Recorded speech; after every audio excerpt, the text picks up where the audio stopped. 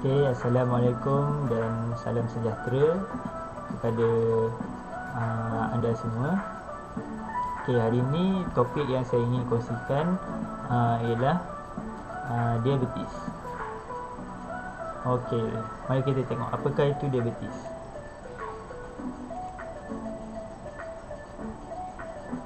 Okay,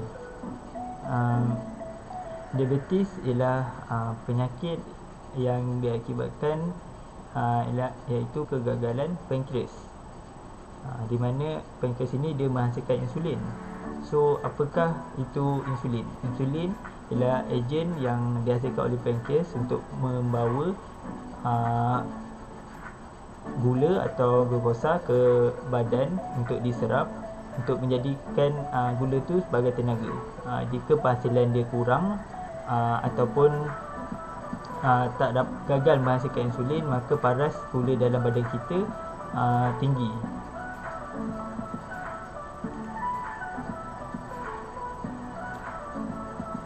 Okey. Jenis diabetes ada dua. Okey, yang pertama iaitu insulin diabetes mellitus, dan yang kedua non-insulin diabetes mellitus. So apa beza kedua-dua ni? Okey, untuk yang pertama, jenis yang pertama ini insulin diabetes mellitus,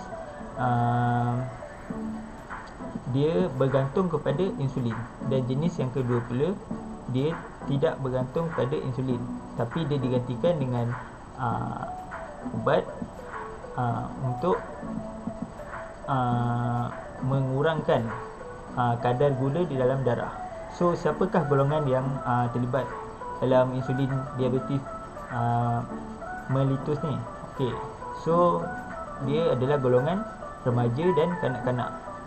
Okey, mana dia tengah mendapatkan suntikan insulin untuk menstabilkan kadar gula dalam darah.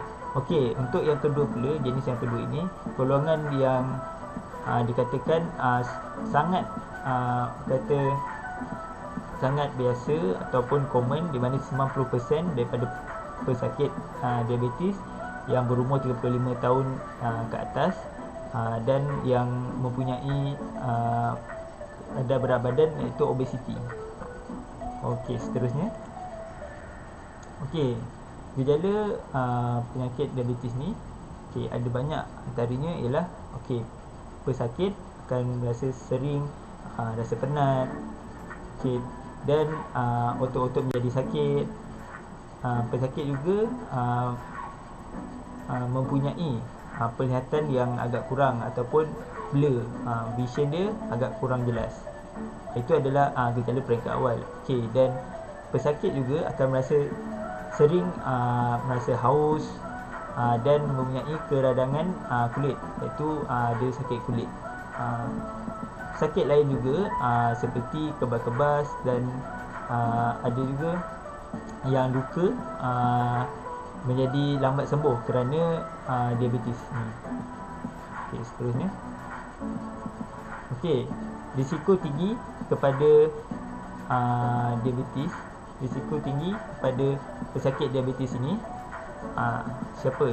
Kita umur yang 35 tahun dan ke atas, sebab bila makin naik usia kita, jadi hormon dalam badan ataupun pergerakan kita menjadi agak kurang, dan penjagaan pemakanan yang kurang boleh menjadikan risiko tinggi untuk mendapatkan diabetes ni. Okey, berat badan yang berlebihan ataupun obesiti adalah sangat dekat untuk mendapatkan diabetes. Jadi kita kena berhati-hati.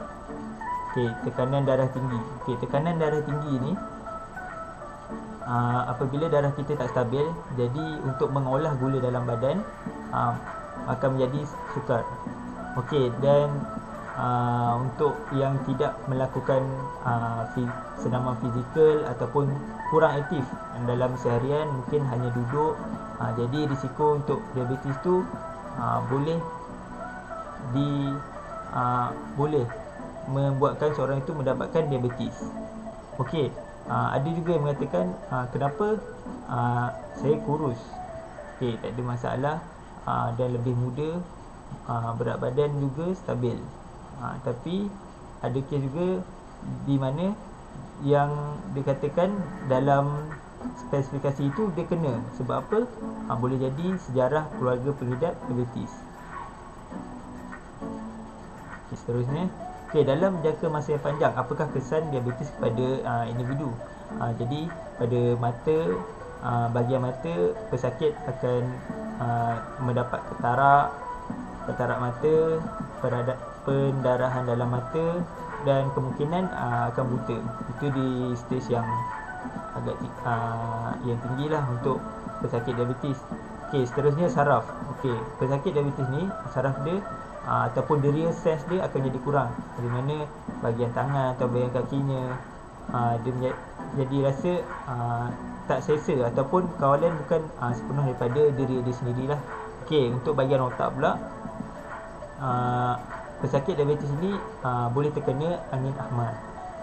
Dan pesakit diabetes ni boleh mengakibatkan sakit jantung dan buah pinggang, di mana buah pinggang ni akan gagal berfungsi, dan jadi kos rawatannya seperti yang kita tahu, diagnosis untuk darah adalah sangat mahal.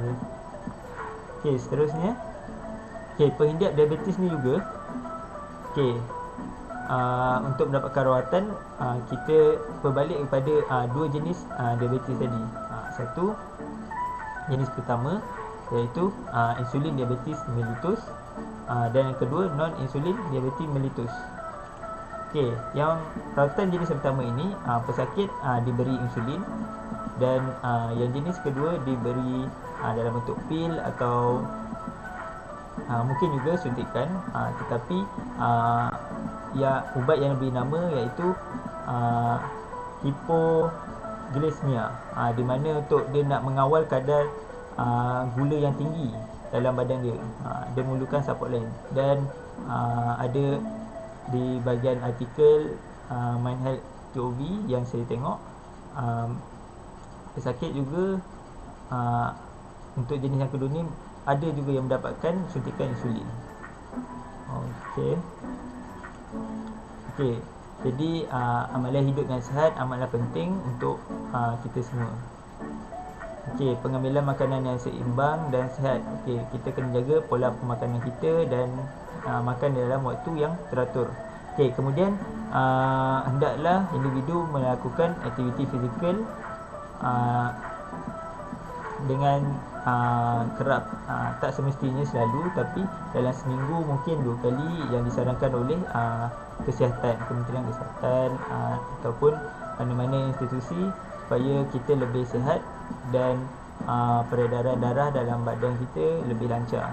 Untuk pengawasan diri, untuk individu digalakkan ataupun disarankan untuk berjumpa di mana-mana klinik kesihatan ataupun pusat kesihatan untuk mendapatkan ataupun untuk check up mana tahap darah dalam badan kita. Dan boleh juga untuk individu yang mungkin tiada lapangan masa untuk membeli glukometer, di mana glukometer ni kita boleh melihat sendiri macam mana kadar gula di dalam darah. Untuk lebih lanjut mengenai diabetes ni, di ruangan deskripsi saya ada letakkan slide, dalam bentuk slide mengenai lebih detail lagi mengenai diabetes. Sekian, terima kasih.